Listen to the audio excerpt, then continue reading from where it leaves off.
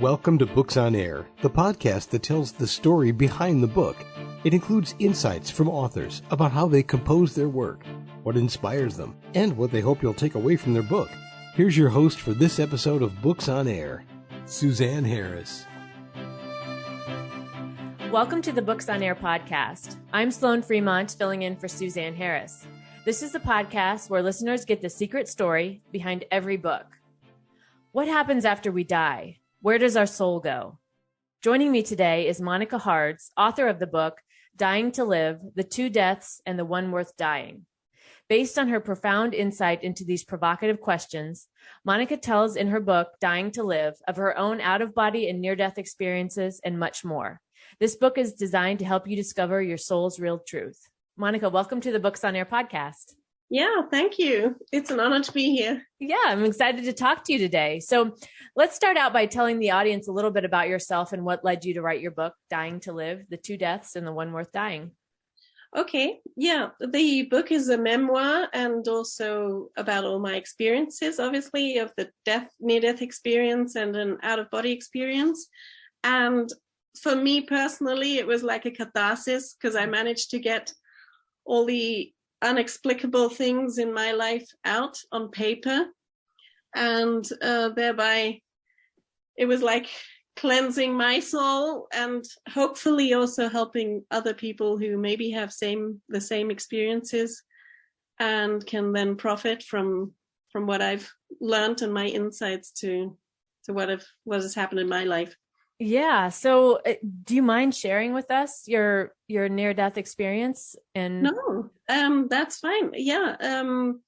It's similar to most people. It's a little different in the sense of that I felt like I was going through hell before I actually got there, because my thoughts have been trained to be very negative through my family history. And I was very critical and nervous and fearful. The biggest thing was that I had a lot of fears. And so the suffering, I mean, it was obviously my own choice to suffer. But on the other hand, I couldn't change it. And I was meeting people where I had unresolved problems before I actually got out of my body, so to speak. And so it wasn't like I straight away went into the light and was there, which I would have liked to have done, obviously. But and now after the experience, it will be a completely different experience because I know what's awaiting me. Yeah. And it was just difficult to put into words. It was a great love, acceptance, light, just fulfilling the whole room, and it was as if communicating without words. And yeah, and I didn't want to go back. Yeah. So did this happen as the result of like an accident or? Yeah, it was at my first daughter's birth. I had a C-section, and it wasn't actually the actual giving birth and C-section, but afterwards, the doctors had basically screwed up and left something inside. So I got a blood sepsis.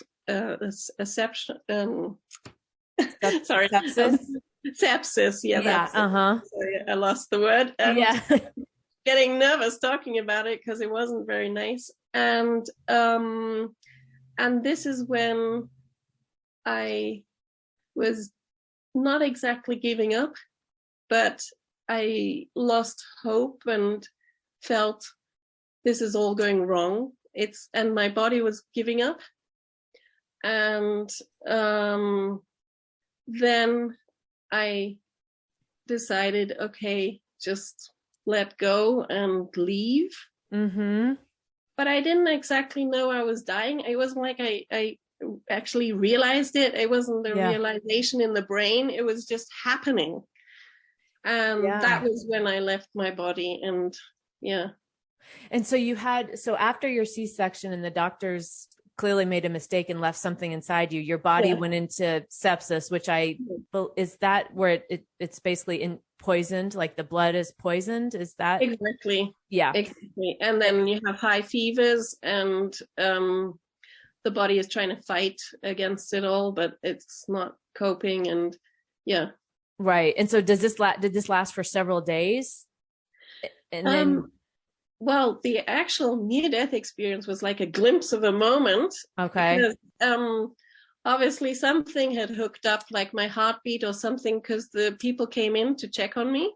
But by that time I was already back. So I mean, I didn't speak about it. I didn't say anything to anybody. I was just so overwhelmed by everything. Yeah. Well, yeah, because you're in the hospital. You've just had a baby, so that's a whole overwhelm right there. Right. And then to have a near-death experience because of a mistake that the doctors made. And so you had this moment where you let go, it sounds like, and you went through this process within the near-death experience that was you described it, I think, as like did you meet the people that you were still? Yeah. I started meeting people, and I was a little surprised because I always thought you meet the people who are already dead. Yeah. But I met somebody who was still alive. And as I said, it was an unresolved situation, and it was more a big feeling of guilt on my side because I'd let him down. But when I met him later, years later, I still had this guilt. Yeah. And I spoke to him, and he's like, why? That's long over and done with, you know. Yeah. For him, it was nothing. And this is why I was saying it's like optional suffering, that it was my problem. Yeah. And I put this identity onto me, which was not necessary. Yeah. Wow, this is so interesting. And so I want to go back to what you said, how you met the person who was still alive. So is that like you're meeting like that person's soul, or are you meeting their energetic field since they're still alive, or what is that like? It's the feeling. It's these it's feeling of guilt I had that I'd let him down, or and this feeling, I couldn't let go of this feeling. Yeah. Right. It wasn't really him or anything to do with him. It was just the feeling. I see. Okay. Yeah. That you still met. stuck. Yeah. So you're confronted maybe by that part of you that has that feeling of letting that person down. And so you're experiencing that, and you went through that kind of experience before you felt the light and that overwhelming love and all of that. Yeah. And then you come back into and could you see yourself? Like, were you above yourself, like in the hospital? At that time, I didn't see myself above the hospital. That was my out-of-body experience when I was younger. But this time, it was like going into the light, and then I was directly told I had to go back. Yeah. And it wasn't like somebody said it. It wasn't like a father or something saying it, but it felt like it. It felt like this father figure saying, you got to go back, and it's not your time. And it wasn't even a question. It wasn't like I was asked, do you want to go back or not? Yeah. It was just clear. And I think everybody will know when it's their time to go. Yeah. And it was no question. It was just, you got to go back. And I didn't want to. Right. Yeah. If you're going towards that feeling that's basically not what we're used to feeling here, right? That love and that total. Well, also, I was going back to a body of pain and suffering. Yeah. And this is the, I think, most difficult situation where you come back to not so nice feelings. Yeah. And so whose voice do you think that was? Is that your intuition talking? Is that God or source, whatever people want to call it? It really depends what you believe. If you believe in God, I think it was definitely God speaking. Mm-hmm. And otherwise, it's this collective intelligence, or if you want to call it the universe. Right. Mm-hmm. I think that really depends on what you believe. Yeah. Yeah. Yeah. And so then you come back into your body after having this experience. And I mean, I'm sure that changed you. What was that like then after, and especially after you just had a baby and dealing with motherhood and that, how were you able to move forward after that? It was really hard. And I must admit, I did also have a divorce afterwards. Okay. Mm-hmm. But that was maybe also because I wasn't speaking about my experiences. I was just swallowing it all and keeping it to myself. And that didn't make things easier. Yeah. But I was just still too afraid. You know, I was brought up to be afraid, the fear of being right and fitting in society. And never really feeling this unconditional love from my parents. So it was difficult for me to open up and just say, you know, these paranormal things are happening. And that might have caused also the divorce, because I just felt things were different and my perception was different. Yeah. Yeah. So little things that would annoy my husband, I think, but that's so irrelevant. You know, you're worrying about these things that I might have worried about before, but it just seemed so strange, and I didn't feel like I was in the right place. And it took me a long time to accept. Yeah. And that feeling of going through something like that, I imagine you felt probably very alone as well. Absolutely. Yeah. And so maybe if listeners or have themselves or maybe know other people who've gone through this, what advice would you have for them, or how were you able to then start talking about this so you could fully process what had happened? Well, I'm hoping with my book, Dying to Live, that I will be able to help them in a way, and that the platform, my Facebook platform, will give a platform for people to exchange their experiences and talk about it, and thereby open up the field that this great fear of death is also resolved a little bit more. Yeah. And spoken about. Yeah. In society. Yeah. And so how do you feel today after what you went through and the processing of it and how it changed your perception? How do you deal with it today? Or how do you, because you mentioned things that maybe used to annoy you, it doesn't really faze you anymore. And, it kind of seems like, why get worked up over that kind of stuff when it doesn't matter? How are you today with what you've experienced? Well, today, I try not to be so fearful. It's still a long process because you can't change the hardware so quickly. Yeah. But I'm not so afraid to express what's happening to me, what feelings I have. I'm also highly sensitive, so sometimes I might react differently, but I try to explain myself to people. And this is new because I used to keep it all for myself. Yeah. And that helps. And also, I know that things are coming towards me as experiences and challenges and help, and not to frighten me or to scare me like it as a child. I'd get freaked out if I saw something from a past life. I'd think, why are they showing me this? What's happening? And now I accept it and keep it in a whole, as part of everything, and not just isolate things and see it more in a full picture.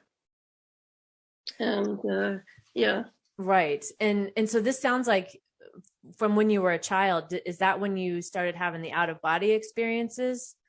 As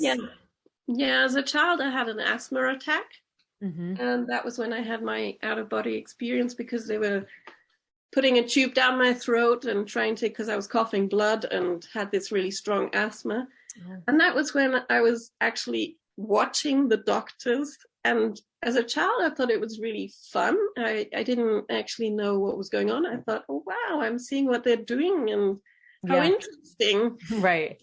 And, but later I realized, okay, I was watching from a different perspective. This is where I'm saying that a lot of it is in your head, that this suffering that I was going through was all my beliefs and problems and thoughts that I had accumulated.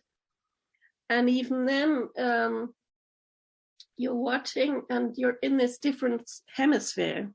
It's like when people meditate or do yoga, you try to get into a different dimension. And it's easier for me now because I can tap into that and let go easier of problems and thoughts that come in that still arise. Right. Well, I can completely relate to that, having that, that thread of fear like throughout life, right? I think most of the listeners can too. It's just how, unfortunately, most of us were brought up. But just so I understand, so an out-of-body experience is different than a near-death experience. Yeah, absolutely. Okay. And so can you explain those differences? Well, with the out-of-body experience, you're watching from above as if your soul is flying over everything. And you hear everything, you know everything. But with the near-death experience, you actually are leaving Earth, so to speak. You're not here anymore. You're in a different realm. Right. Okay. And so with the out-of-body experience, I guess, so I understand with the near-death, you're going towards the light, and and obviously I've never experienced anything like this. That's why I'm so curious to understand. Yeah, it's so fascinating to me. So when you're going towards the light and just, listening to you talk and other things I've read about, it seems like people come back with, like you did, a different perspective. They come back differently than than before. But with the out-of-body experience, why does that happen? Is it just to show that yourself that you can do that? Is it because it's easier for you to get in that other state? I think it's trying to train you for this self-awareness, the mindfulness, that you be more aware of what's going on and not so intellectually bound. Okay. That it's broadening your sight or view, perspective. And I think with the near-death experience, I sort of reset my soul so that afterwards I wasn't so much connected to my parents anymore, or I wasn't listening so much anymore. It was like their advice wasn't, it was like growing up in a way. Yes. Okay. And I mean, I thought it was really interesting because I met somebody from Peru through music. And sorry, I asked him, well, what is it like being so far away from your own country and your big family and everything? And he said to me, I'm connected to Mother Earth now. It's not your mother who gave birth to you anymore. After a certain time, you have to let go and cut the umbilical cord and do your own life. Yeah. And this is, one of the big things. Yeah. And I can see that because I think it's easy to carry that guilt of whatever we carry from our parents, right? Needing to stay close to them, or needing to do what they expect of us, or needing to fit in some way in the family structure, right? And in doing so, kind of what you talked about with that self-imposed suffering that you had, right? That you choosing to look at something a certain way, maybe, or because we all have this, right? We're all doing this. And that is such a fascinating concept to me too. When you really think about that, it feels like it's happening to us, but when we start to explore this and understand ourselves and get out of the thinking head, right, and get into the feeling of, connect the head to the body so that it's working as one unit. When you see that, you start to see the ways that you react to things, or filter things, or perceive things, and how we are all interpreting things in a way that is either creating our suffering or not. And that's a choice. And that it's sometimes that's like mind blowing to wrap your head around that you do have that choice. But like it sounds like what you found is, how freeing that is to then, it changes you, it changes who you are. Yeah. You're not dependent on, well, you see, I was always a pleaser as a child. Mm-hmm. I always wanted to fit in. And as I said before previously, I never felt that I was quite accepted the way I was because I was different. Yeah. And it's freeing in the sense of that you finally decide to take responsibility for your own life and you don't listen to what people say. I mean, people were asking me, what do you feel like now that your book's out and around? And I said, I'm actually, I feel like a bottle with a lid on every now and again. I'll open the lid and show my feelings and say, wow. And otherwise I'm trying to keep it low level, because I'm afraid of maybe saying something that was my perspective, which was not their perspective, because it's so personal. It's really fun. Right. And, the interesting thing about that, having done podcasts for many years and feeling that what you're just saying, like, I'm afraid I'll say it in a way that not everybody agrees with, or say it in a way that somebody takes it in the wrong way, that I didn't intend. And what I found is that when, just like you're doing, being very open and being you, authentically you, right? Yeah. And when we can do that and we have no apology for that, right? We are 100% us.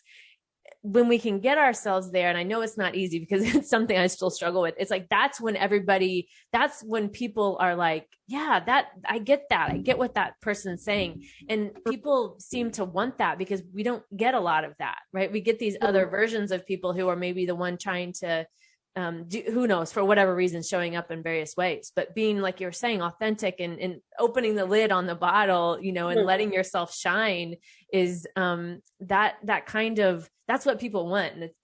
And congratulations to you for writing the book and being willing to do that. Thank you. It's not been easy. I'm sure. Yeah. But like you said at the beginning, how it was very cathartic for you to be able to get that out and share the story. And, what I also find interesting when people are willing to tell their story and be creative and get the story out there, you never know the ripple effect you'll have in helping other people, right? Maybe people you won't even ever know that you helped, right? But because you were willing to be creative and tell your story, write it down, you impacted lives as a result. And that's amazing. I think it's those things where when we are willing to share our gifts, how we can help people and contribute to the world. But when we let the fears control us, and keep us small and keep us from doing the things, then that's when, our story doesn't get to be told. And, we're just kind of stuck in the same spot. Yeah. That's the soul's growth. Right. Yeah. Yes. Which is so important and so scary, kind of like you talked about too, right? Because it feels very scary, but I don't think any of us came to earth to stay inside our little comfortable box, right? Yeah, absolutely. And I mean, I'm sensitive to my surroundings. And at the moment with this COVID situation, there's a lot of fear of the unknown, of the unpredictable. And it really, I notice myself that I, in certain situations, find myself worried about, why is this structure not working anymore? Why is this changing? And I have no concerts and panic. And, it's like the whole process of just trusting it'll all be fine. Yeah. And there's a higher purpose. Yeah. And like we talked about earlier about having that choice and doing that, right? We have the choice. Are we going to cause the internal suffering or are we going to choose to trust? And we always have that choice. Yeah. So what would you like the readers to take away after reading your book? Well, basically, you've summed it up very nicely. They have the choice to choose more affirming lives and not life-draining depression or anxiety, and that there's always a way out. And we're here to live not to suffer or to die every day, you know? Yeah. Yep. And this is basically my biggest message. And that if people want to speak openly as well, they can use my platform. And I really hope that I've managed to touch some people and help them on their way as well.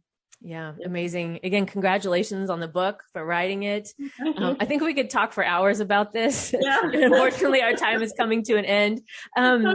Before we wrap up, can you let the listeners know how they can find you on Instagram and Facebook? Yeah, my Instagram is Monica written with a C, book _2017 on Instagram. And on Facebook, it's Monica Hards at 3 Deaths. Okay, great. And I'll get the links and I'll put those in the show notes so that the listeners can find it. Thank you so much. Yeah, thank you. Thank you again, Monica, for joining us today and being our guest on Books on Air.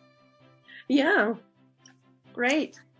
You can find more about the book, Dying to Live, The 2 Deaths and the One Worth Dying, on Amazon. And I'll link to the book as well as Monica's social media in the show notes, so be sure to check that out. You've been listening to the Books on Air podcast, brought to you on webtalkradio.net. You can also hear this podcast on Spotify, iHeartRadio, Stitcher, and Apple Podcasts. I'm Sloan Fremont, and I hope you'll join us for the next Books on Air podcast. Remember, you never know who's going to be here, and you never know what we're going to talk about. Thank you so much for listening.